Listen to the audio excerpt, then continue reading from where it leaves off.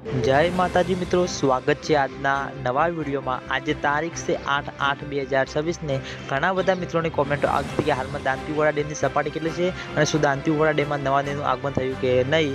તો આજે આપણે બનાસકાંઠા જિલ્લાના જીવાદોરી સમાન ગણાતા દાંતીવાડા ડેમ પર એક નજર કરીએ તો મિત્રો હાલમાં દાંતીવાડા ડેમની સપાટી 570 ફૂટે છે અને દાંતીવાડા ડેમની ભયાનક સપાટી 604 ફૂટ છે।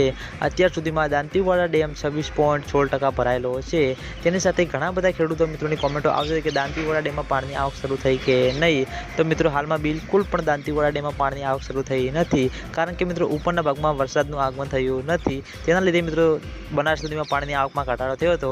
પછી મિત્રો હજુ સુધી દાંતીવાડા ડેમમાં પાણીની આવક શરૂ થઈ નથી અને દાંતીવાડા ડેમમાં પાણીની આવક શરૂ થશે તો સૌથી પહેલાં તમને બધાને આ ચેનલ દ્વારા વિડીયો પણ જાણ કરવામાં આવશે।